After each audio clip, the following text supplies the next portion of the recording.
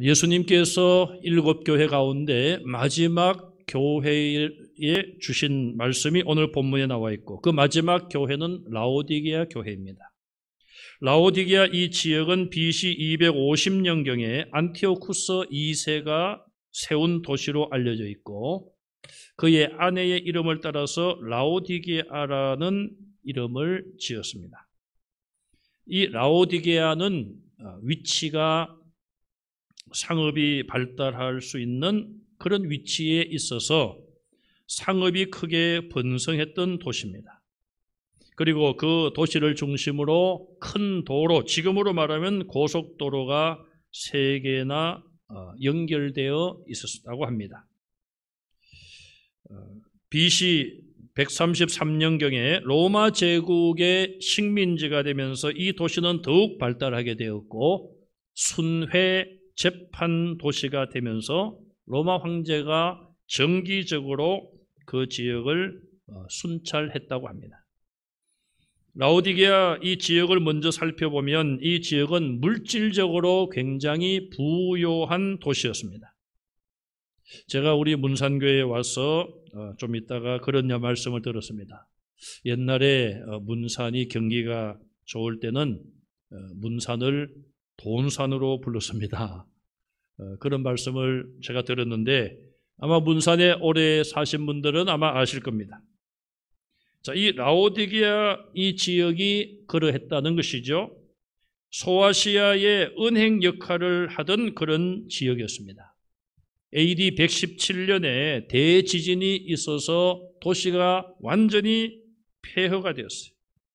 로마 황제가 자연재해로 인하여 그 지역에 세금을 면제해 주려고 명령을 내렸지만 이 라오디게아 시민들은 그것을 거부하고 자기들 스스로 세금도 내고 자기들의 힘으로 도시를 다시 재건했다고 합니다.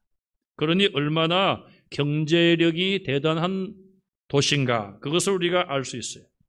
로마의 역사가 타키투스는 이런 말을 했습니다. 자존심이 강한 라오디게아인들은 순전히 자력의 힘으로 폐허 가운데서 일어났다 그랬어요. 외부의 누구의 도움도 받지 않았다는 것이죠. 얼마 전에 북한의 김정은 지도자라고 합니까? 그런 얘기를 했어요. 홍수 피해, 코로나 피해, 그러나 우리는 외부의 도움을 받지 않겠다. 우리 스스로 힘으로 일어나겠다. 그렇게 선언을 했는데 우리나라에서는 어떻게 하면 뭘 좀 줄까? 그런 궁리를 많이 하는데 참 좋은 모습이라고 생각이 됩니다.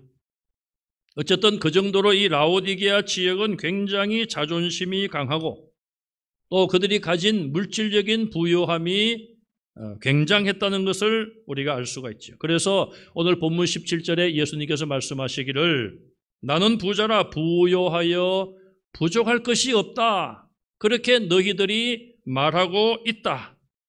그렇게 라오디게아 교회 성도들에 대해서도 말씀을 하셨어요. 우리가 7교회를 보면은 지역이 부유했지만 교회 성도들은 가난했던 교회들이 있습니다. 그런데 이 라오디게아 교회는 그 도시 전체가 부유했고 그 교회 안에 성도들도 부자였다는 것을 알 수가 있어요. 또 이 지역은 양모 산업이 발달했다고 합니다. 그래서 검은 양모, 그것으로 옷을 만들어서 전 세계에 수출하여 많은 외화를 획득했다고 합니다. 본문 18절에 보시면 예수님께서 금을 사서 부유하게 하라. 화려하고 비싼 옷을 자랑하며 입고 다니던 그들에게 금을 사서 부유하게 하고 흰 옷을 사서 입어 부끄러운 벌거벗은 수치를 보이지 않게 하라. 그렇게 말씀을 하시죠. 또 이 라오디게아 도시는 안약으로 유명했다고 합니다.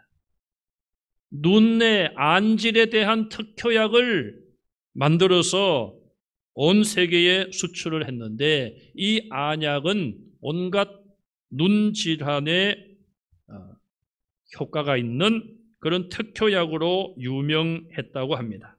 그런데 오늘 본문 18절에 예수님께서는 안약을 사서, 안약을 팔아서 돈을 버는 그들에게 안약을 사서 눈에 발라 보게 하라, 그렇게 역설적으로 말씀을 하시기도 했습니다. 본문으로 돌아와서 그러면 우리가 첫째로 라오디게아 교회에 나타나신 예수님의 모습을 보겠습니다. 예수님은 어떤 모습으로 이 교회에 나타나셨습니까? 14절에 보시면 첫째로 진실하고 충성된 증인으로 나타나셨습니다. 여기 보시면은 아멘이시요 그랬죠. 아멘이란 말은 진리, 진실로 그러합니다, 그런 뜻이. 우리가 예수님의 이름으로 기도합니다, 아멘 하죠. 또 하나님 말씀을 듣고 은혜가 될 때에 아멘으로 우리가 화답하기도 합니다. 그 뜻이 진실로 그렇습니다. 진실로 그렇게 믿습니다, 그런 의미예요. 이사야서 65장 16절에 보면은 진리의 하나님 그랬어요. 이 진리라는 말을 바로 다른 말로 하면은 아멘이신 하나님, 하나님은 진실하시다, 그런 뜻이에요. 하나님은 진리가 되시고 진실하시며 그 아들 성자 하나님이신 예수님도 진리이시고 진실하신 분, 나는 곧 길이요 진리요 말씀했어요. 왜 예수님이 이렇게 아멘이시요 진실하고 신실한 충성된 증인으로 나타나셨을까요? 라오디게아 교회 성도들이 역설적으로 그만큼 진실하지 못하고 충성되지 못했다, 그것을 말해주고 있습니다. 증인의 자격은 무엇입니까? 진실만을 말하는 것이 증인의 자격 아니에요. 거짓말을 해서는 안 됩니다. 때로는 돈을 받고 거짓 증인을 내세워 그 사람이 거짓 증언을 하기도 하고, 권력의 힘에 협박을 당하거나 하여 거짓말로 증언하는 경우도 있습니다만은 그것은 정말 잘못된 것이고, 재판할 때의 증인은 진실만을 말해야 돼요. 그런데 라오디게아 교회의 성도들은 하나님의 자녀 성도라고 하면서 진실하지 못했다는 것이죠.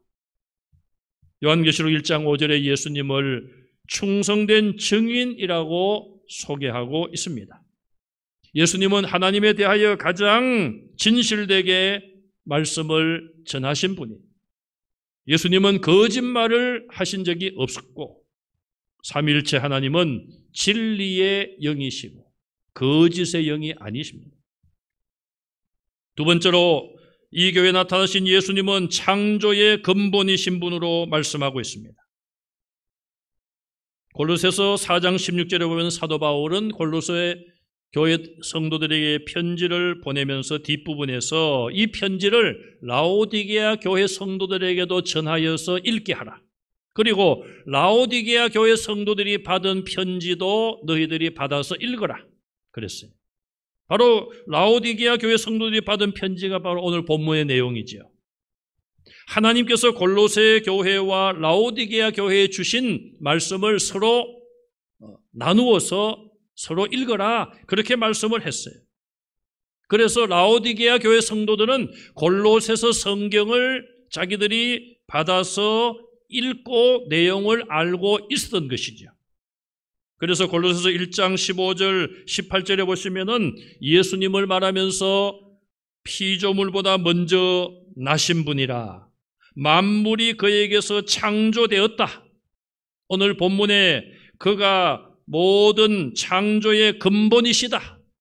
창조의 근본이란 말씀은 모든 만물을 처음부터 만드신 창조주 하나님이다, 그런 뜻이에요. 하나님께서 모든 만물을 만드실 때에 우리가 우리의 모양과 형상대로 사람을 만들자, 우리라는 복수를 쓰고 있습니다. 그럼 하나님이 세 분이시냐? 한 분이시지만은 우리의 이해를 위해서 한 분이시지만 성부, 성자, 성령 삼위가 계신다. 이 세 분은 삼위로 계시지만 한 분이시다. 이것이 성경이 말씀하는 하나님이십니다. 그래서 신학에서는 어렵게 삼위일체라 그렇게 표현을 하는데, 저도 뭐 한 1년 정도를 삼위일체 한 과목을 들었습니다마는 참으로 어려운 내용이죠. 어떻게 성부 하나님, 성자 예수님, 성령 하나님이 계시는데 이 세 분이 또 한 분 하나님이시며 삼위가 계신다. 참 막 머리가 복잡해지고 인간의 머리로는 이해가 안 되는 거예요. 이럴 때는 그냥 덮어놓고 믿으면 되는 거예요. 얼마나 우리가 지금 뭐 스트레스 받는 일도 많고 복잡한 세상에 살아갑니까? 그걸 뭐 알려고 삼위일체 하나님에 대해서 책을 사서 아무리 읽어보셔도, 신학책을 읽어보셔도 잘 인간의 머리로는 쉽게 이해하기 어려워요. 그냥 성경에 성부 하나님, 하나님의 아들 성자 하나님인 예수님, 또 성령님, 성령 하나님 그렇게 나오니까 그렇게 믿으면 되는 거죠. 어쨌든 골로새서에서 이미 예수님을 모든 만물을 창조할 때에 계셨던 분, 그렇게 말씀하기 때문에 이 라오디게아 교회 성도들은 그 내용을 이미 알고 있는데, 오늘 본문에 다시 한번 예수님은 창조의 근본이신 분으로 나타나셨습니다. 이 말은 예수님이 모든 만물을 창조하신 분이시며 그러므로 그 모든 만물의 주인이 되신다는 거예요. 인간을 창조하신 것도 물론이죠. 사람들을 창조하신 분이기 때문에 우리의 주인이시란 거예요. 우리의 주인 되시는 예수님이 우리를 창조하시고 우리 생명을 이 땅에 보내시고 이제 우리의 삶이 끝나고 나면 우리의 삶에 대하여, 우리의 믿음에 대하여 평가하시고 심판하시는 분이란 것이지요. 라오디게아 교회 성도들은 물질적으로 부유함을 자랑했습니다. 자존심도 강하고 아마도 그런 사람들이 자기 자랑에 빠져 있었을 거예요. 그런 교회 성도들에게 예수님께서 나는 진실한 증인이다. 너희에 대하여 모든 것을 진실하게 알고 있다. 너희들이 모든 물질을 자랑하느냐? 그 모든 물질의 창조주는 나다. 너희의 생명을 창조하여 이 땅에 보낸 그 주체도 바로 내가 했다. 그러므로 예수님은 모든 만물의 주인이 되시고 그 모든 만물, 특별히 그 가운데 주인공으로, 주인으로 보내주신 사람들의 삶에 대하여 마지막 심판하실 분도 예수님이심을 말씀하고 있는 겁니다. 두 번째로 이 교회에 예수님께서 책망의 말씀을 하십니다. 7교회 가운데 책망만 들은 교회가 사대 교회와 라오디게아 교회 두 교회밖에 없어요. 우리는 이 두 교회를 통해서도 배워야 할 것이 있습니다. 아이고, 뭐 책망만 받은 교회 뭘 배웁니까? 그래도 배울 게 있습니다. 뭘 배웁니까? 저렇게 하면은 안 되는구나. 이걸 배우는 거예요. 여러분, 성경에 보시면은 믿음이 훌륭한 분들이 있습니다.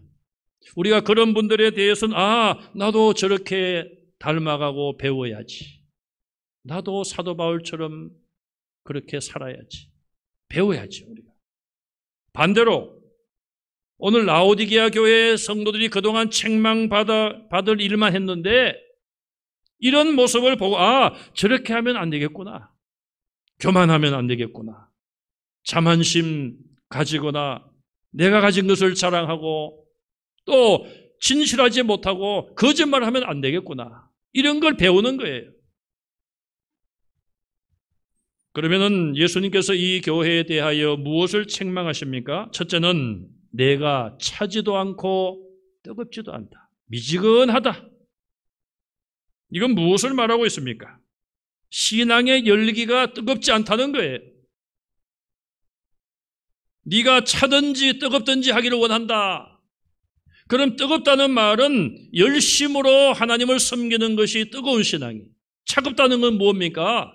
완전히 신앙의 열기가 없는 거지요. 그러면 예수님이 그럼 차가워지든지 뜨겁지든지 하라고 그러는데 난 뜨거운 건 싫고 나는 차가워지고 싶다. 그런 말이 아니지 않습니까? 지금은 그렇지 않습니다만은 저희가 어릴 때만 하더라도 자녀들이 공부를 잘 안 하고 그냥 그렇게 하면은, 놀기만 좋아하면은 부모님들이 뭐라고 얘기합니까? 야, 이 녀석아, 그렇게 공부하려면 집어치워라. 부모님이 그런 말씀했다고 해서 아버지가 집어치우라 했죠? 나 학교 집어치웁니다. 정말 집어치우라고 말 그대로 하라는 게 아니잖아요. 충격을 받고 좀 정신 차리고 열심히 하라는 거잖아요. 여기도 마찬가지예요. 차든지 뜨겁든지 하라, 이 말씀은 뜨겁게 신앙생활 하라는 거죠. 중동 지방에서는 사람이 마실 물을 두 가지로 그 당시에 생각하고 있었다고 하면, 첫째는 뜨거운 물. 지금도 터키 지역에 가면요, 거기는 커피보다도 뜨거운 차를 많이 먹더라고요. 차이라고 하죠, 차이. 그래서 우리는 커피를 많이 마시고 하는데, 그 나라는 차를 많이, 차 배달도 해주고, 그럼 차를 딱 가져와가지고요, 하얀 각설탕을 뭐 한 개나 두 개 딱 줘요. 하여튼 뜨거운 차를 그렇게 달게 해서 마시더라고요. 뜨겁든지 아니면 아주 차든지 그래야지만 사람이 마실 물로 생각했어요. 이렇게 마셨는데 물이 미지근하다, 입안에서. 그러면은 그냥 뱉어내는 그런 지역입니다. 그래서 예수님께서 미지근하면은 내가 토하여 버리리라, 뜨겁게 신앙생활 하라, 그렇게 말씀하고 있어요. 두 번째, 그들의 자만심, 교만함을 책망하고 있습니다. 17절에 너희는 스스로 말하기를 나는 부요하여 부족한 것이 없다고 말한다. 나는 부자다, 이 말이죠.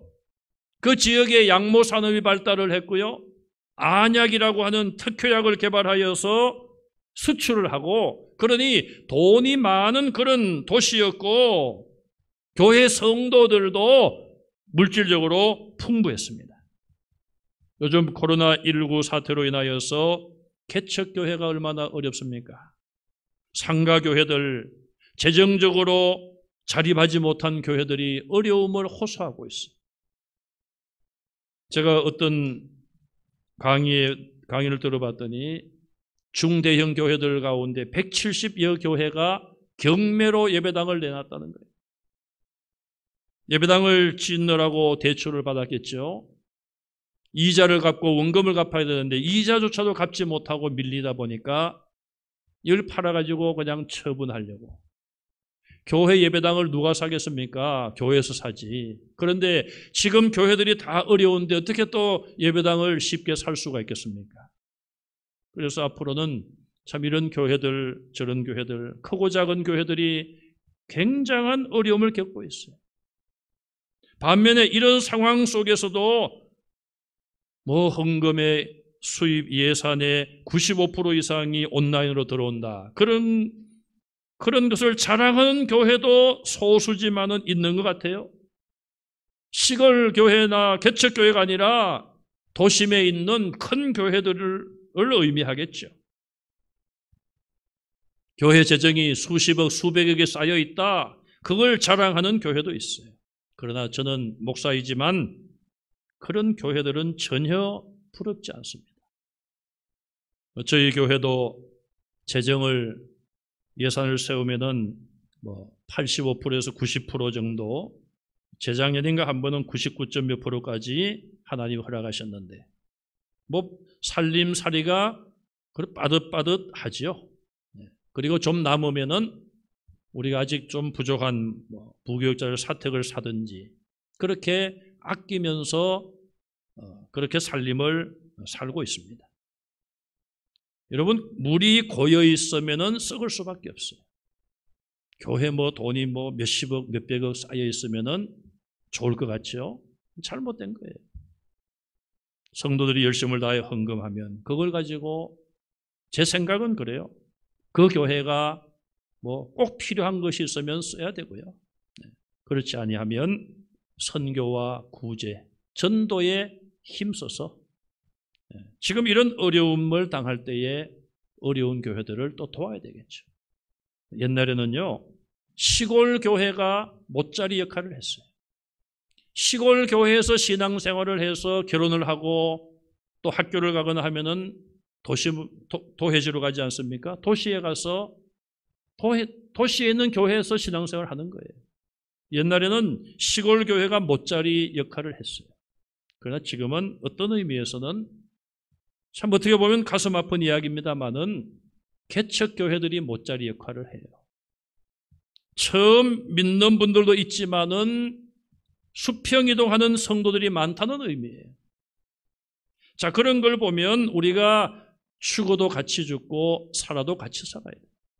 그래서 우리가 지난 주간에 우리 당회에 잠깐 모여서, 당회도 길게 못합니다. 잠깐 모여서 어려운 교회, 두 교회를 우리가 돕기로 하여 일시적이지만은 우리가 도왔습니다. 참 이렇게 어려운 교회들이 많이 있는데 이 라오디게아 교회는 너무너무 물질적으로 풍부한 교회였습니다.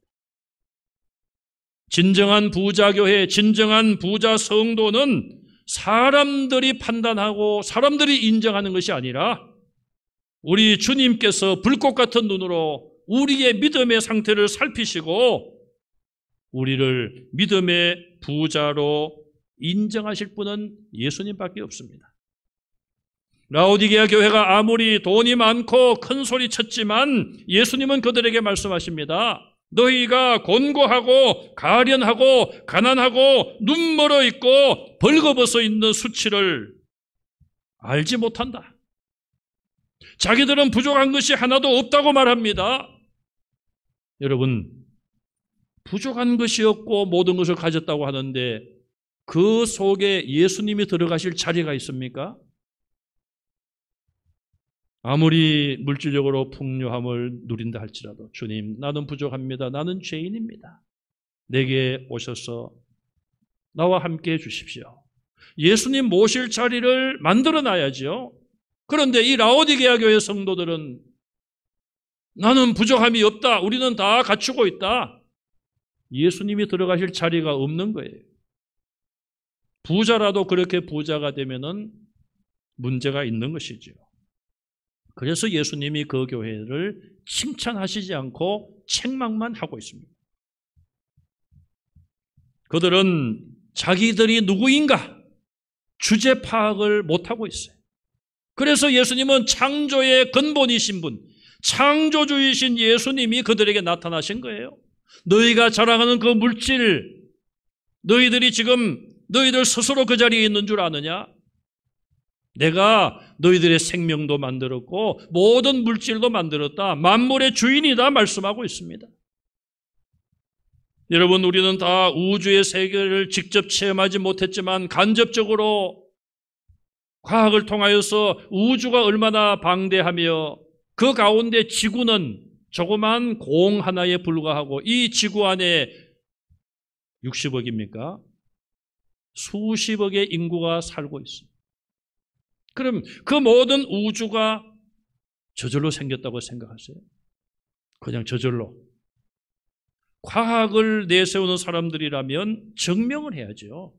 우주가 왜 있는지 그걸 말해야지 되지 않겠어요? 말하지 못하면은 창세기 1장을 믿어야죠. 하나님이 창조한 걸 믿어야죠. 그럼 둘 중에 하나는 해야 되지 않겠어요? 과학으로 왜 우주가 생겼는지 증명을 하든지 아니면은 못하면은 하나님이 창조하신 것을 받아들이든지 둘 중에 하나는 해야죠. 둘 다 안 하고 있습니다. 우주의 장엄한 세계를 보면서 그것의 창조주, 그것의 주인이 하나님, 예수님이신 것을 믿으시기 바랍니다. 여러분, 그 모든 우주를 만드신 분이 예수님이고 그 주인이 예수님인데 그 예수님 앞에 자기가 뭘 가졌다고 자랑을 합니까? 세계 최고의 부자라 할지라도 뭘 자랑해요?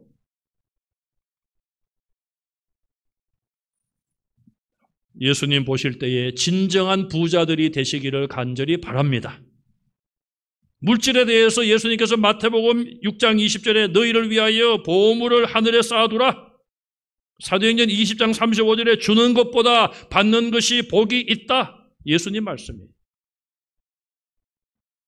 여러분, 우리가 다른 사람에게 대접받으면 기분이 좋지 않습니까? 기분이 좋아요. 네. 공짜로 먹으니까. 그런데 더 좋은 방법은요, 내가 대접하는 거예요. 네. 뭐 대접할 수 없으면 할 수 없지만 대접할 수 있는 능력이 있다는 것이 감사한 거고, 또 내가 다른 사람에게 그런 기쁨을 주니까, 섬기니까 감사한 거예요. 또 예수님 말씀을 작은 것이지만 실천하니까, 주는 것이 받는 것보다 복이 있다고 예수님 말씀하셨으니까. 디모데전서 6장 9절 이하에 보면은 사도 바울을 통하여 우리에게 말씀하십니다. 부하려 하는 자들은 시험과 올무와 어리석고 해로운 욕심에 떨어져서 파멸과 멸망에 빠진다. 거기 빠지면은 헤쳐나오기가 힘든 것이죠. 돈을 사랑하는 것이 일만하게 뿌리이다. 이것을 탐내는 자들은, 돈을 탐내는 자들은 미혹을 받아 믿음을 떠나 많은 근심으로서 자기를 찔렀다. 그렇게 말씀하고 있어요. 돈 때문에, 욕심 때문에 망한 사람들이 얼마나 많습니까? 예수님께서는 그렇게 물질을 자랑하고 우린 부족함이 없다 그렇게 말하는 라오디게아 교회 성도들, 내가 창조의 근본이다 그렇게 말씀하시고, 내가 창조주요 내가 주인이다, 저와 여러분들이 믿는 예수님이 모든 만물을 창조하신 창조주요, 우리가 믿는 하나님 아버지가 모든 만물의 주인이심을 믿으시기 바랍니다. 우리 한국말에 그런 말이 있죠. 재벌은 하늘이 낸다. 권력도 마찬가지예요. 성경에 보면은 권력자들에 대해서 하나님께서 인정해 주신다는 그런 뜻이 나와요. 권력이나 물질이나 하나님이 그 사람들에게 맡기는 거예요. 그러면 그 사람들이 그것을 가지고 어떻게 사느냐고, 그걸 하나님이 보시는 거예요. 만약에 그 권력으로 자기 배만 불리고 많은 사람을 억압하고 독재와 독선으로 권력을 행사하는 자에게 반드시 심판의 때가 옵니다. 물질도 재벌들이 자기 배만 불리고 자기만을 위해서 사는 사람들 다 하나님이 거두어 가실 때가 있는 거예요. 그래서 우리는 청직입니다. 내가 주인이 아니에요. 옛날에 우리 마을에 옛날에 집사라는 게 있죠. 집사. 교회 집사님이 아니고 집안의 모든 일을 맡아서 하는 사람을 집사라고 하지 않습니까? 우리는 하나님의 집사요, 하나님의 청직이에요. 청지기는 자기가 자기의 것이 아니라 주인의 것을 관리하는 사람이에요. 하나님이 저와 여러분들에게, 하나님이 주인이신데 저와 여러분들에게 시간을 주셨고 물질을 주셨고 우리의 몸을 주셨어요. 이걸 가지고 주인의 뜻대로 사용하다가 이제 오라 부르시면 우리는 가는 거예요. 그럼 뭐 물질이 남은 거는 뭐 자녀손들에게 갈 수가 있고 가족들에게 갈 수도 있고 뭐 사회에 한원할 수도 있겠죠. 어쨌든 내가 관리하다가 때가 되면 다 놓고 가는 것이라고 말이에요. 이것이 성경의 교훈이고 또 우리가 부인할 수 없는 진리요 현실입니다. 마지막 세 번째로 예수님께서 이 교회 성도들에게 명령하시고 권면의 말씀을 하고 있습니다. 첫째는 금을 사서 진짜 부자가 되라 그 말이에요. 너희들이 지금 금고에 있는 금을 자랑하고 돈이 많다고 자랑하는데 그것은 진짜 돈이 아니고 진짜 부자가 아니다. 18절에 보시니까 불로 연단한 금을 사라. 이건 뭘 말합니까? 불이란 말은 시험과 환난을 말해요. 여러분, 우리의 신앙생활이 평탄하면 좋을 것 같습니다만은 때로는 환난이 오고 고난이 오고 어려움이 있고 그 모든 고난을 통하여서 우리의 신앙이 더욱 훈련을 받고 정말 99.9%가 아니라 100%의 순금이 되는 거예요. 그래서 성경은 우리의 믿음을 금에 비유하고 있습니다. 금이 얼마나 좋습니까, 여러분? 돈도 비쌀 뿐 아니라 잘 변치 않잖아요, 금이. 세월이 지나도. 그런 환난과 고난을 통하여 믿음이 자랄 것을 우리에게 말씀하고 있습니다. 이 라오디게아 교회 성도들은 자기들의 돈을 의지하고 자기들의 능력을 의지하다 보니까 뭐 조그만 어려움이 있어도 돈으로 다 해결하고 그러니 하나님께 기도도 하지 않을 거 아닙니까? 그러면 믿음이 자랄 수가 없는 것이죠. 너희가 눈에 보이는 금을 자랑하지 말고 진짜 금인 믿음을 가진 자가 되라 말씀하고 있어요. 두 번째, 흰옷을 사서 입어 부끄러운 수치를 보이지 않게 하라. 그들은 비싼 양털로 옷을 해 입고 자기들의 부유함을 자랑했습니다. 그러나 예수님 보실 때에 너희가 그것으로 너희의 부끄러움을 가릴 수가 없다. 아담과 하와가 선악을 알게 한 나무 열매를 따먹고 나서 눈이 밝아져서 자기들의 벌거벗은 수치를 알게 되었습니다. 인간의 힘으로 가릴 수가 없었을 때에 하나님께서 가죽옷을 지어서 아마 양을 죽여 가죽옷을 만들어 그들에게 입히시고 부끄러움을 가려주셨어요. 우리의 부끄러움은 비싼 옷으로 가려지는 것이 아니라 예수님의 십자가의 보혈을 믿음으로 말미암아 우리가 의인되는 것이지요. 예수님의 십자가 보혈을 믿는 것이 바로 흰옷을 사서 입는 것입니다. 세 번째, 안약을 사서 눈에 넣어서 보게 하라. 지금 너희들이 안약 특효약을 세계적으로 판매하면서 돈을 벌어들이고 너희들이 눈병이 걸렸을 때 그 안약을 넣어 눈병을 낫게 하고 너희는 눈이 건강하다고 시력이 좋다고 자랑하고 있는데 내가 볼 때는 너희들은 영적인 시력은 정말 보이지 않는다. 영적으로 눈이 병들어 있다. 그러니 안약을 진짜 안약을 사서 눈에 넣으라고 말씀하고 있어요.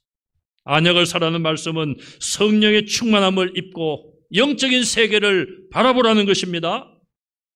오늘 저와 여러분들이 정말 앞을 예측할 수 없는 이런 상황 속에 있습니다.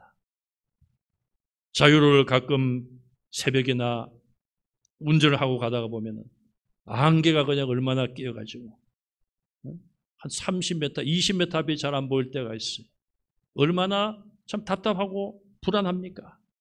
오늘 이 시대가 그런 시대가 아닙니까? 성령의 충만함을 받아서 이 시대가 어떤 시대인가? 이 어려운 고난 속에 하나님의 뜻이 무엇인가? 우리가 깨달아야죠. 깨닫고 우리가 그것을 위해서 기도하고 믿음으로 이겨내야 되지 않겠습니까? 어린아이들, 정말 어린아이들 그 마스크를 쓰고 다니는 거 보면 안쓰러워요. 네? 안쓰러워요. 어려운 상황 속에 있지만은 우리가 정말 하나님께서 기적적으로 이 사태를 종결시켜 주시고 교회의 예배가 온전히 회복되고 성도들이 다시 마음껏 모여서 하나님을 예배하고 성도의 교제를 나눌 수 있는 그날이 회복될 수 있도록 우리는 성령의 충만함을 받아야 돼요. 그리고 열심을 내라, 회개하라, 내가 두드리니까 문을 열라, 오늘 결단하라고 그들에게 말씀하고 있습니다. 그렇게 하면 천국의 내 보좌에 너희를 나와 함께 앉게 하리라. 천국에 들어가는 것도 영광인데 예수님의 그 영광의 보좌에 우리를 앉혀주신다고 말씀하고 있어요. 오늘 우리는 이 말씀을 통하여 다시 한번 우리가 하나님 앞에 겸손해지고 금보다 귀한 믿음을 가지고 십자가의 보혈로 우리의 죄를 깨끗하게 거룩하게 하고 성령의 충만함을 받아서 하나님 나라 주님 보좌에 주님과 함께 영광을 돌리는 성도들이 다 되시기를 주님의 이름으로 축원합니다.